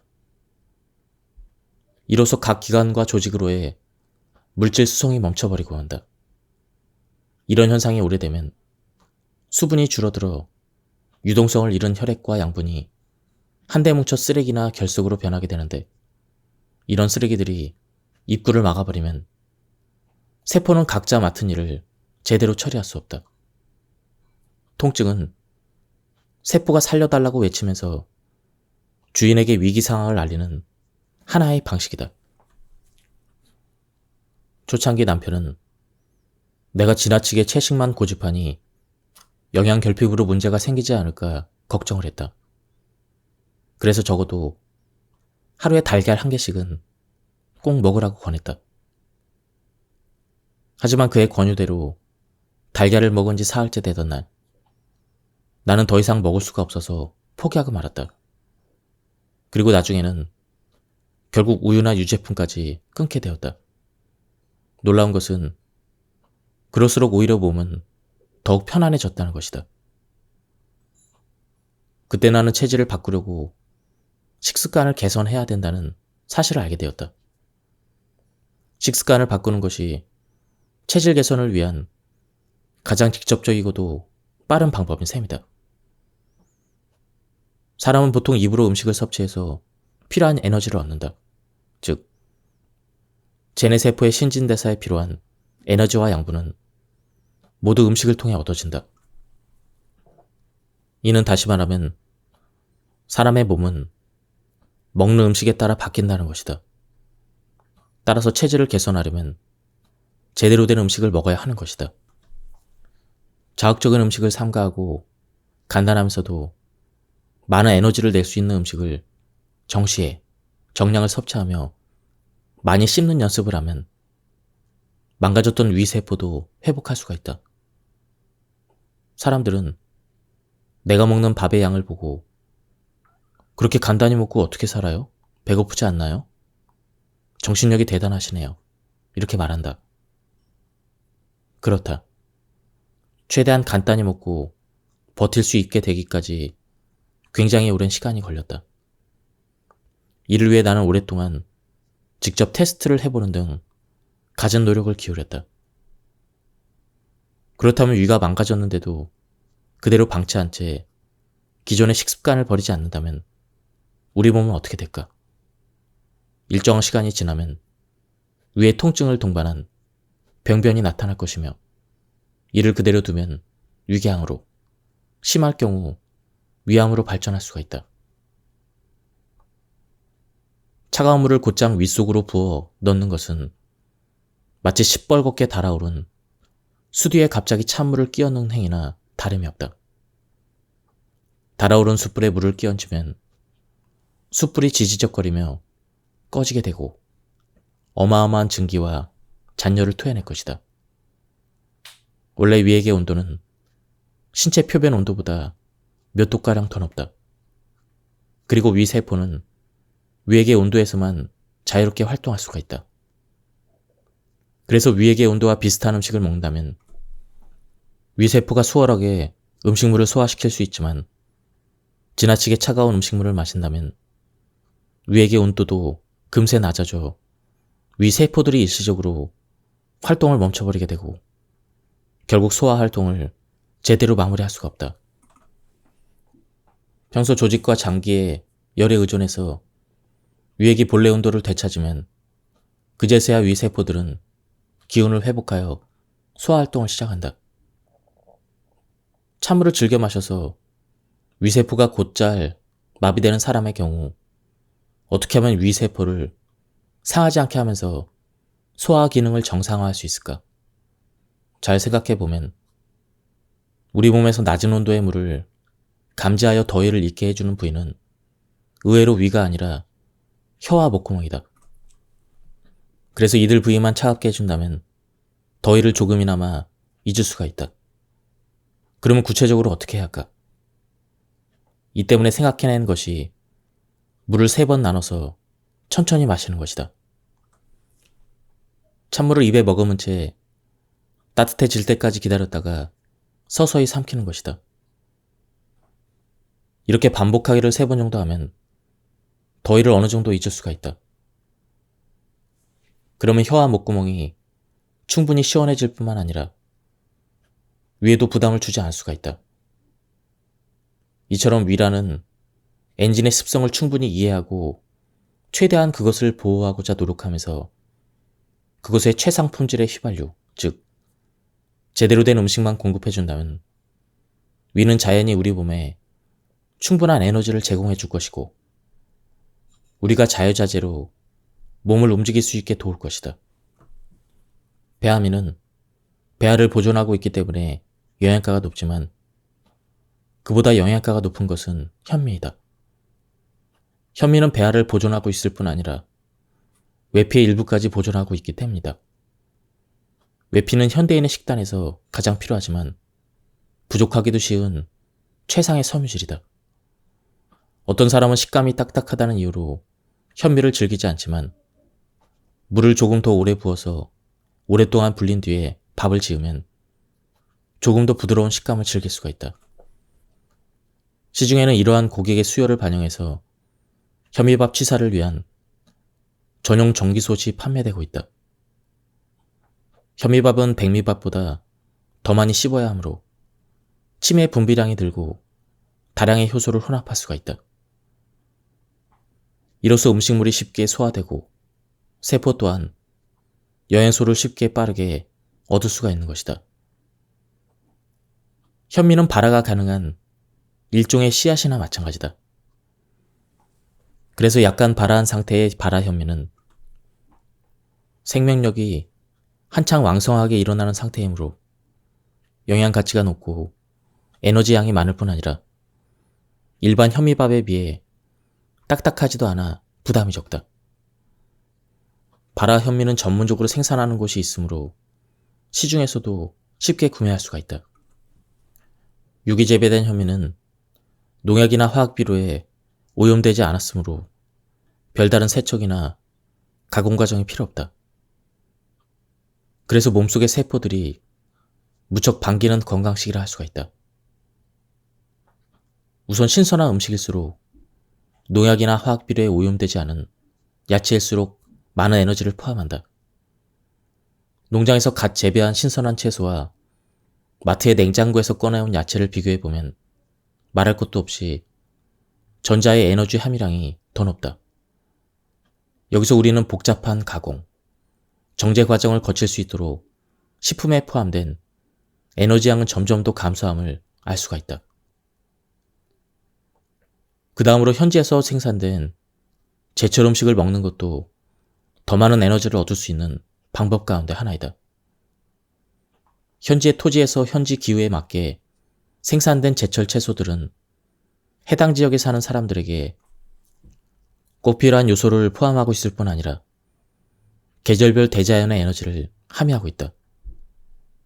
그리고 별도의 농약이나 화학비료를 쓰지 않아도 잘 자라기 때문에 우리 몸에도 좋으며 대량 생산이 가능해 가격도 저렴하여 부담 없이 구매할 수가 있다. 매일 곡류, 두류, 채소 및 과일류를 빠짐없이 먹는다면 이는 세포의 기본적인 필요 요소를 충족시킨 균형 잡힌 식사가 될 수가 있다. 콩과 같은 종자식물은 발화하면 영양가가 더욱 높아지므로 대두보다는 콩나물을 먹는 게 낫다. 그 밖에도 지나치게 정제된 음식, 예컨대 백설탕, 희고 가느다란 소금, 흰 밀가루보다는 황설탕, 바닷소금, 통밀가루 등으로 대체해서 먹는 편이 낫다. 지나치게 정제된 식품들은 가공 과정에서 영양가가 손실되거나 불필요하고 인위적인 화학물질이 첨가되었을 가능성이 높기 때문이다. 식당에서 밥을 먹는 것이 꺼려지는 이유는 주방에서 조리할 때 지나치게 많은 조미료를 사용하기 때문이다. 그러면 체내에 나트륨이 많이 쌓이게 되고 칼륨이 상대적으로 부족해져서 세포의 활동에 부정적인 영향을 끼칠 수가 있다. 그래서 나는 식당마다 입구에 우리 식당은 조미료를 사용하지 않습니다. 이런 표시판을 달아주었으면 좋겠다는 생각을 가끔 한다. 그리고 혈액은 약 염기성을 띠므로 약 산성을 띤 고기를 먹으면 위장이 이를 완전히 분해 흡수하지 못한다. 남은 고기는 장 안에서 부패하여 독소를 만들어내는데 이렇게 되면 세포가 부담을 느낄 수밖에 없다. 게다가 산성화된 혈액을 중화하려면 골격이나 뼈에서 다량의 칼슘을 가져와야 하는데 이는 세포의 에너지 소모량을 늘릴 뿐 아니라 골밀도를 떨어뜨리는 원인이 되기도 한다. 내 몸이 이렇게까지 회복될 수 있었던 결정적인 비결은 어디에 있을까? 정확하게 말하자면 등산으로 혈액순환이 좋아졌기 때문이다. 오래전에 인류는 생존을 위해 사냥과 어록, 경작 활동에 뛰어들었고 고되게 노동을 해야만 먹고 사는 문제를 해결할 수가 있었다. 이 때문에 인류의 몸과 체내 각종 장기 그리고 기관은 강도 높은 노동을 감당할 만한 능력을 갖추고 있었다. 다시 말해 당시 인류가 음식을 섭취하여 얻은 대부분의 에너지는 중노동을 감당하느라 쉴 새 없이 움직이는 손과 발, 기타 근육의 활동에 남김없이 소비되었다. 이처럼 에너지가 남김없이 선순환한 덕에 당시 사람들은 현대인에 비해서 혈액순환이 훨씬 잘 되었다. 그러나 시간이 지나면서 사람들의 삶은 과거와는 점차 다른 양상으로 변모했다. 많은 업무가 기계화되었을 뿐 아니라 먼 곳을 갈 때는 탈 것을 이용하고 계단도 직접 오르내릴 필요 없이 에스컬레이터를 이용하는 세상이 된 것이다. 노동의 강도가 줄수록 우리 몸속 기관, 조직도 서서히 위축되는데 그 중에서도 근육 축소와 혈액순환 저하가 가장 심각한 문제로 떠오르고 있다. 높은 강도의 노동을 하는 사람은 평소 사용하는 혈관이 많기 때문에 혈액순환이 왕성하게 이루어진다.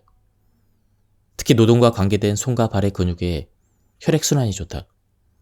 반면에 움직임이 적은 사람은 활동하는 혈관 수가 비교적 적고 대부분 혈관이 막혀 있어서 혈액순환이 원활하지 못하며 이 때문에 겨울철이 되면 손발이 차가워진다. 혈관은 사람이 다니는 도로와 같다. 도로에 사람과 차량의 통행이 빈번하지 않으면 쉽게 쓰레기가 쌓이고 노점이나 불법 건물이 들어서서 결국 그 누구도 다닐 수 없는 길이 되고 만다. 혈관도 도로와 마찬가지로 피가 순환하지 않으면 막혀서 통하지 않게 되고 이로써 혈관의 기능을 상실하게 된다.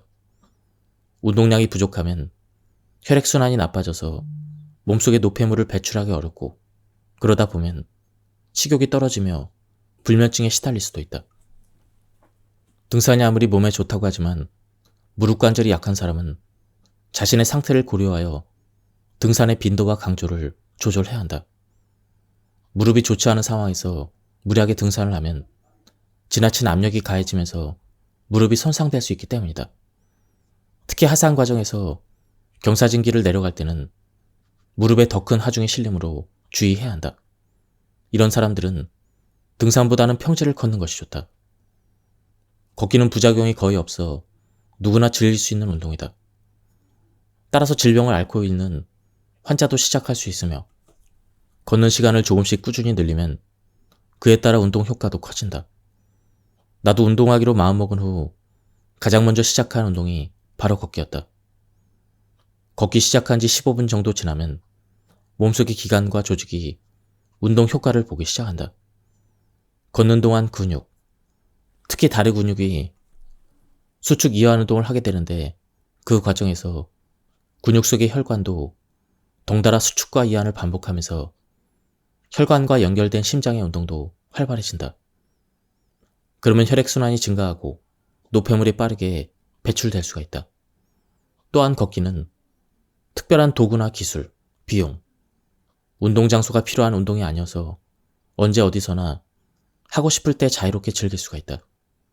걸으면 우리 몸과 마음이 편해지고 긴장감과 스트레스를 해소할 수 있으며 특히 걷기가 습관화된 다음부터는 스트레스와 관계된 위통, 요통, 두통, 설사 등의 질병이 개선되는 효과도 볼 수가 있다. 예민한 감각을 자랑하는 한 제자가 있었다. 그는 과거 어느 수영장에서 수영을 하고 돌아왔는데 3일이 지나도록 몸에서 염소 냄새가 가시지 않았다는 이야기를 해준 적이 있다. 수영장을 소독하기 위해 사용하는 염소 성분은 한번 몸에 묻으면 깨끗하게 씻어내는 게 여간 어려운 일이 아닌데 그것이 피부에 남아있으면 체내로 스며들어가 건강을 위협함으로 주의해야 한다. 그리고 수영할 때 주의해야 되는 또 다른 사항은 수온이 지나치게 낮아서는 안 된다는 것이다. 아무리 온수를 수영장에 가득 채워도 수영장의 수온은 체온보다 낮기 마련이다. 그러므로 충분히 준비 운동을 하지 않거나 고도의 수영 기술이 없는 사람은 물속에 들어간 뒤에 아주 오랫동안 몸을 바쁘게 움직여야만 입수 전의 체온과 정상적인 혈액순환 상태를 회복할 수가 있다. 몸과 마음이 편한 운동부터 시작하자. 가장 먼저 운동의 유형을 신중하게 선택하는 것이 중요하다. 처음 운동을 시작할 때는 자신의 몸과 마음을 편하게 할 수 있는 것부터 선택을 해야 부상을 당하지 않고 오랫동안 할 수 있으며 운동 효과도 높아진다. 예컨대 초반에는 걷기를 하다가 나중에 서서히 운동량을 늘려가는 것이 좋다. 이렇게 해야만 운동의 효과를 극대화할 수가 있다. 다시 말해 처음에는 편하고 가볍게 운동을 하다가 점차 운동량을 늘려서 약간 힘들다는 느낌이 들고 땀이 날 정도까지 한다는 원칙을 지키면 된다. 심장과 폐의 잠재력은 우리가 상상하는 수준보다 훨씬 높다. 그래서 어제 했던 것보다 운동량을 늘렸다고 해서 이들이 손상되는 것은 아니며 오히려 운동량을 조금씩 늘려갈수록 심장과 폐의 능력이 증대된다. 세포가 통통 살이 올라야 병이 낫는다. 우리가 웃으면 세포도 운동을 할까? 웃으면 긴장이 풀리면서 몸이 이완되는데 그렇게 되면 온몸의 세포가 자유롭고 활발하게 움직일 수가 있다. 이런 세포들은 통통하게 살이 올라 각자 역할에 맞게 수축과 이완을 수월하게 한다. 다시 말해 세포가 요가를 한 셈이다. 세포가 요가를 한다고 하니 우습게 들리겠지만 실제로 많이 웃으면 몸이 이완되어 긴장이 풀리면서 세포가 받게 될 스트레스와 압력을 줄일 수가 있다. 몸과 마음이 모두 피곤할 때는 웃을거리를 찾아서 한번 크게 웃어보자. 그러면 피곤함이 사라지고 몸과 마음이 편해질 것이다. 웃을 때는 감정이 흥분하기 시작하여 체내 에너지가 막힘없이 수월하게 유동하며 피곤함이 사라진다. 또한 웃으면 질병도 치료할 수가 있다. 웃음의 치유력이라는 책은 불치병에 걸린 어느 학자의 사례를 소개하고 있다. 그는 온몸의 관절을 움직일 수가 없고 감당할 수 없는 통증을 안고 사는 사람이었는데 어느 날 웃음의 능력에 대해 쓴 자료를 읽은 뒤 매일 몇 시간씩 웃었다고 한다. 그렇게 몇 주를 웃으면서 보내자 놀랍게도 병세가 조금씩 호전되었다고 한다. 그는 이 경험을 다른 환우들에게 알려주었고 적지 않은 사람이 병이 호전되는 효과를 보았다고 한다. 한 번은 어떤 여성 환자가 미간을 깊게 찌푸린 채 나를 찾아왔다. 그녀의 찌푸린 모습을 본 나는 그녀를 모시고 온 딸에게 물어보았다. 어머니께서 간지럼을 많이 타시니? 예, 간지럼 많이 타세요. 그러면 이제부터 어머니가 주무시기 전에 침대에 누워 계실 때 간지럼을 태워드려 보렴. 얼마 후 어머니는 간지럼 태우는 딸 덕분에 매일 크게 웃을 수 있었고, 그 때문에 울적했던 마음은 기쁨을 회복하고 미간의 주름도 펴지게 되었다. 이처럼 우울증, 조울증, 신경기능 장애를 가진 사람들이 매일 크게 웃는 연습을 하면 병세를 크게 완화할 수가 있다. 어째서 웃으면은 이렇게 신비한 힘이 있을까? 웃을 때 사람의 뇌는 기분을 좋게 하는 엔돌핀이라는 물질을 분비하는데, 이것이 분비되면 우리 몸은 긴장이 풀리고 각 기관이 제 기능을 회복해 세포들이 자유자재로 움직일 수 있게 된다. 그러면 몸에 병이 생겨도 세포의 자가 치유 능력이 최대한 발휘되어 병이 치료되는 것이다. 경락이 막혔을 때 통하게 해주면 혈액순환이 좋아지는데, 이를 위한 구체적인 방법으로 선조들은 괄사, 즉 손이나 도구를 이용해서 환부를 긁어 몸 안의 염증을 제거하는 치료법, 부항, 안마, 지압, 두드리기, 쑥뜸, 죽욕 등의 방법을 전해주었다. 여기서 내가 가장 먼저 배운 것이 바로 괄사와 부항이다. 피부의 모세 혈관과 모공을 확장해서 기혈을 통하게 한 뒤에 여러 가지 간접적인 방식, 예컨대 부항기의 부합을 이용해 모세혈관의 갈라진 틈새로 혈관 내에 막혀있는 이물질들을 끄집어내는 방법 등을 사용한다. 이렇게 하면 막혔던 경락이 통하면서 혈액순환이 서서히 좋아진다. 과거에 혈액순환이 좋지 않았던 사람이 괄사나 부항을 하면 피부 통증이 심하고 균을 추출하거나 부항을 뜬 자리가 자줏빛으로 변하는 등 피부가 회복하는 시간이 길어질 수가 있다.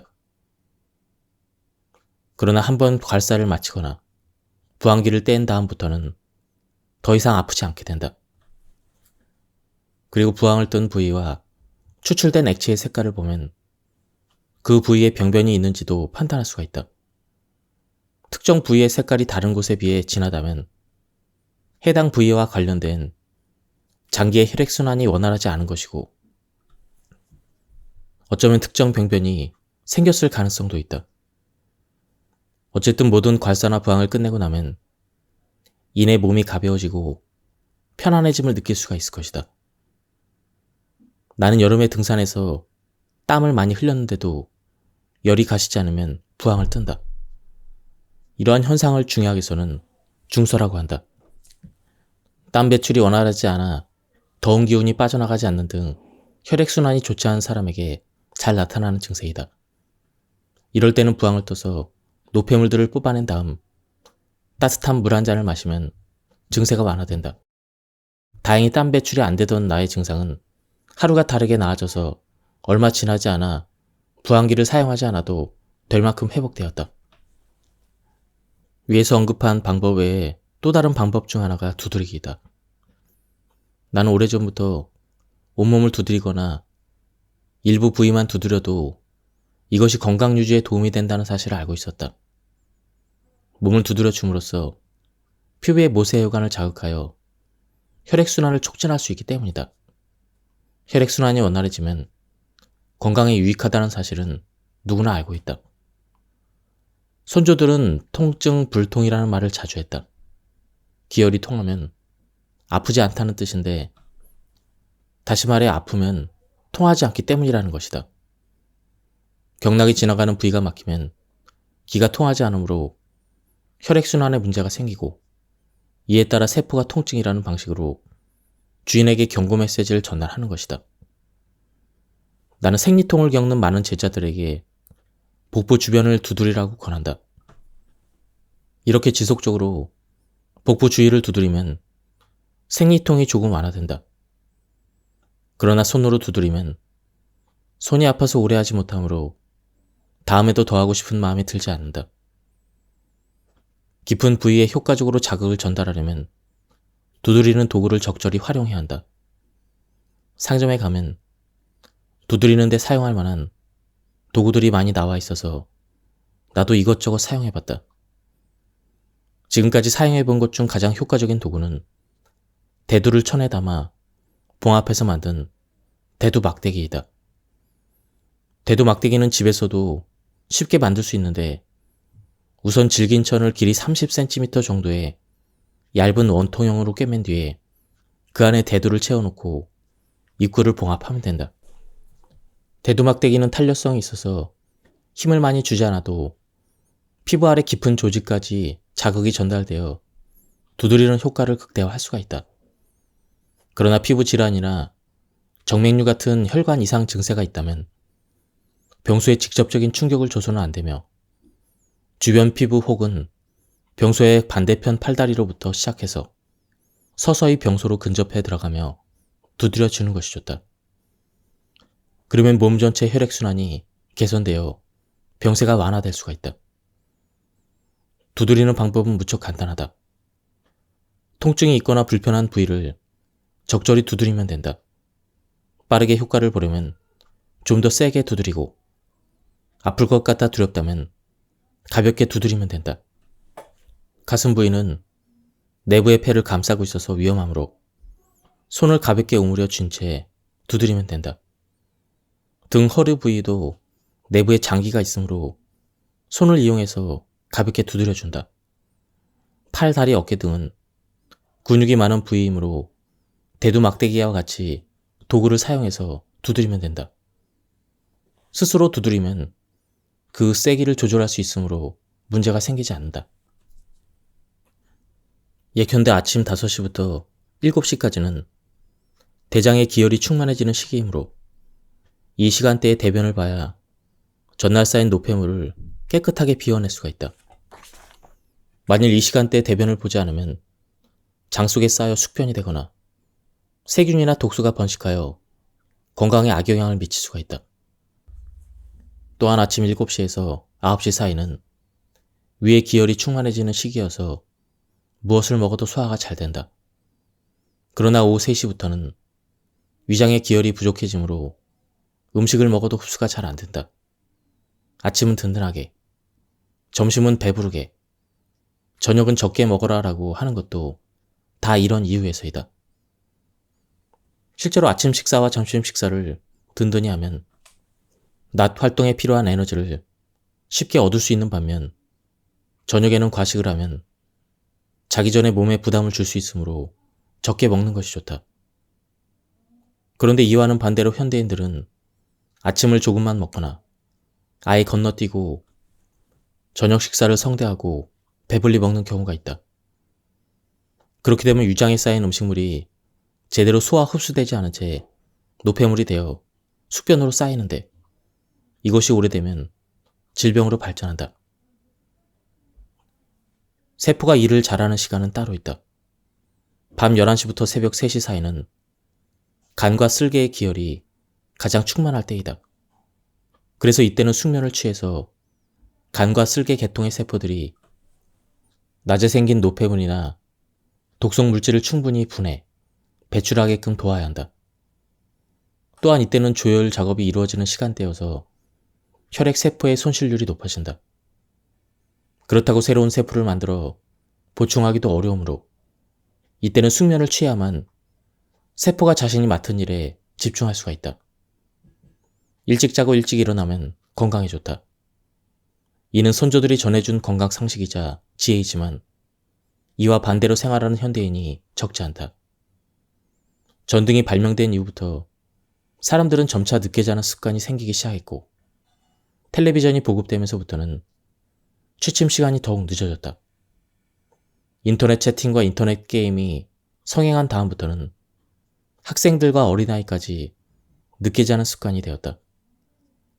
자야 할 시간에 자지 않으면 모든 기혈이 대뇌, 눈, 손, 발 등으로 몰려 간과 쓸개를 포함한 조혈 시스템의 작업이 순조롭게 이루어지지 않는다. 이런 현상이 오래되면 질병으로 악화될 수도 있다. 세포가 규칙적으로 움직이면 체질이 개선된다. 몸이 만약 쇠약해진 사람이 체질을 개선하고 싶을 때 만약 세포 시스템이 어떤 식으로 운영되는지 이해한다면 체질 개선에 큰 도움이 될 것이다. 밥 먹고 잠자는 시간과 방식을 세포 세계가 원하는 원칙에 맞게 개선하면 세포는 서서히 긍정적인 신호들을 보내올 것이다. 그러나 확실한 효과를 보려면 오랫동안 꾸준하고 변함없이 이러한 생활 규칙들을 지켜나가야 한다. 환자들은 종종 내게 어떻게 하면 규칙적으로 생활할 수 있는지 묻는다.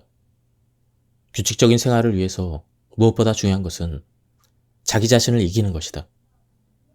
그리고 세포 세계의 운영 원리를 이해하고 세포를 존중하는 것도 중요하다.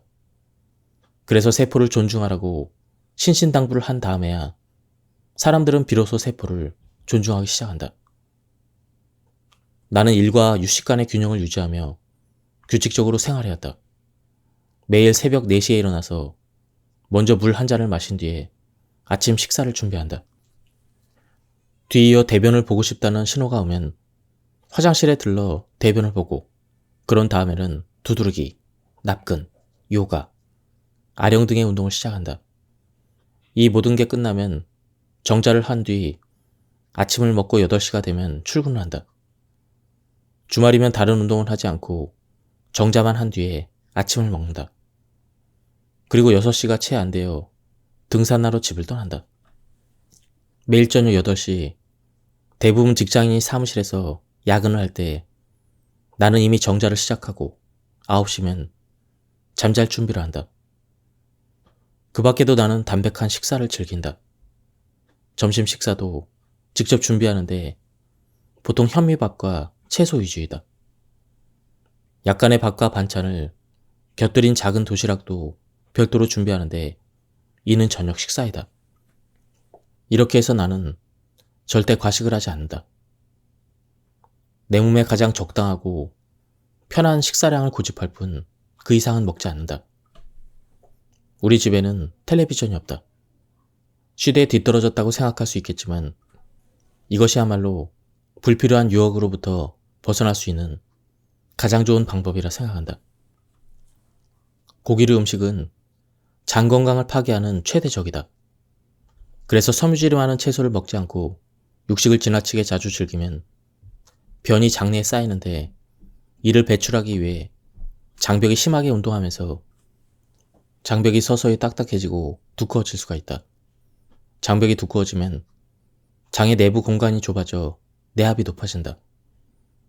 또한 동물성 음식을 자주 섭취하면 장 주변의 지방층이 두꺼워지는데 그러면 장내 공간이 더욱 협착해져 변이 지나갈 통로가 더욱 좁아지고 이 때문에 숙변이 생긴다. 이렇게 숙변이 생기면 변이 장벽에 달라붙거나 장 점막 주름 사이에 끼고 심지어 변형된 잔 점막이 만들어낸 주머니 모양의 구조 속에 막히게 된다.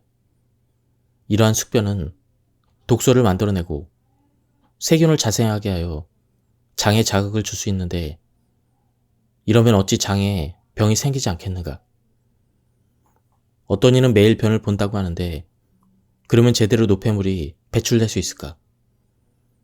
자신의 장 활동에 100점 만점에서 얼마의 점수를 주겠는가? 매일 아침 당신은 잠에서 깨자마자 물을 마시든지 마시지 않든지 조금만 지나면 대변을 보고 싶은 생각으로 화장실을 가는가? 그리고 변을 보고 난 뒤에 배가 편안하고 가벼워지며 깔끔하게 해결됐다는 느낌을 받는가? 대변의 색깔이 누렇고 소세지처럼 덩어리가 흩어지지 않은 채 머리와 꼬리 부분이 뾰족하고 중간이 통통하며 물 위에 살짝 뜰 정도로 가벼워 보이는가? 그리고 그 변이 변기에 묻어나지 않고 냄새가 없으며 항문을 닦아도 휴지의 변이 거의 묻어나지 않는가? 그러면 당신의 장은 건강한 상태일 가능성이 높다. 식습관을 개선하는 것 외에도 장 건강을 지킬 방법은 많이 있다. 예컨대 배를 따뜻하게 하고 배꼽을 드러내는 옷을 입지 않는다거나 손바닥으로 배를 문지르고 체조나 요가, 정좌, 좌욕을 하며 뜸을 뜨는 등의 활동은 모두 뱃속 기혈을 증대시켜 세포의 자가 치유 능력을 높일 수 있는 방법이다. 지금까지 이 책에 대한 리뷰를 모두 마쳤습니다. 이 책은 안타깝게도 지금은 절판이 돼서 중고책으로밖에 구할 수가 없는 책이었습니다. 다음에 시간이 될 때 뒷부분에 다른 좋은 내용들도 소개해 드리도록 하겠습니다. 예, 여기서 리뷰를 마치도록 하겠습니다. 감사합니다.